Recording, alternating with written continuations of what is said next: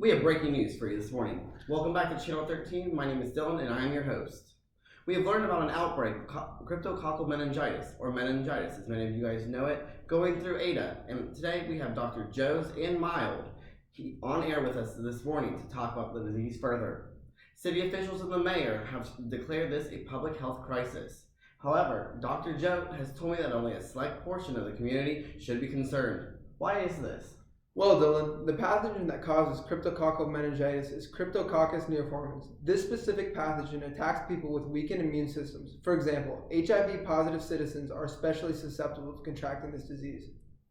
For those of us who are at a greater risk of contraction, what preliminary measures should be taken to avoid this disease? Meningitis can be spread from contaminated bird fecal matter, from the soil, and even decaying wood. It spreads through the air, so breathing in the particles can get you infected. Unfortunately, there is not currently an immunization for this disease. However, research is being carried out in the hopes of developing a prophylaxis immunization.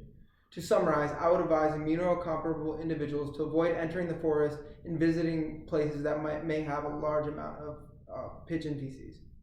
Thank you for that. Is there anything else that you'd like to tell us about cryptococcal meningitis itself or the disease-causing pathogen, Cryptococcus neoformans? Yeah, well, there's a couple more things. Meningitis, or Cryptococcus neoformans meningitis, initially enters the system in the lungs. It has to avoid alveolar macrophages. Cryptococcus neoformans usually relies on its polysaccharide capsule to stop macrophages from activating. It also produces a sugar that can protect it from different kinds of stress it will endure inside of the body. This bacterium, Cryptococcus neoformans, causes damage to the brain's endothelial cells. In order for this to happen, it must first be internalized. Once the fungus does enough damage to the endothelial cells, the blood-brain barrier will begin to break down. Once this happens, the brain is damaged. This is a very dangerous disease, and it should be treated as soon as it is discovered. Thank you so much for this, Dr. Joe. I'm receiving word that we are getting some more breaking news. We're going to head over to our exclusive interview with Kate, who has been diagnosed with HIV for 3 years and has now contracted meningitis. Hi Kate, thank you for giving us a moment of your time to talk about your condition. But first and foremost, how are you feeling? I'm not gonna lie, Dylan. I'm not feeling too great. My stomach has been killing me, and I have a headache.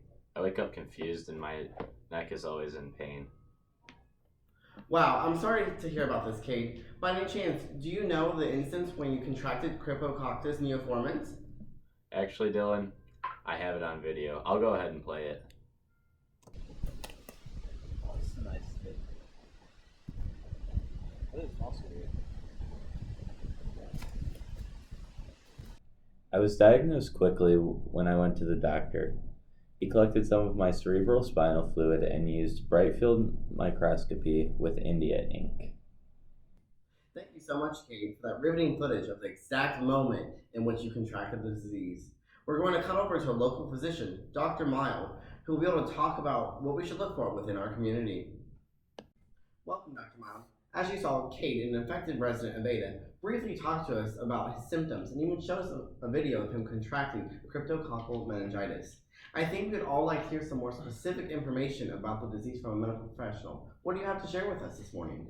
Thank you, Dylan. I would like to highly warn the public of the disease, Cryptococcus neoformans meningitis. It impacts the central nervous system of the body, and most importantly, the brain. Symptoms of meningitis can include headache, fever, neck pain, nausea and vomiting, sensitivity to light, and confusion.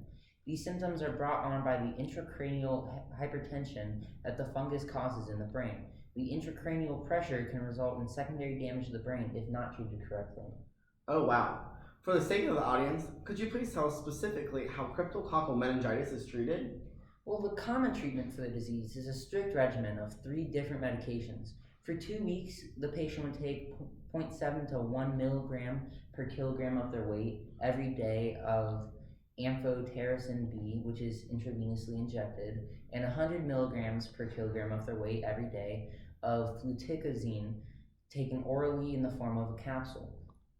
After the first 2 weeks of treatment, the therapy will be changed to 400 milligrams per day for 8 weeks of fluconazole taken orally in the form of a tablet.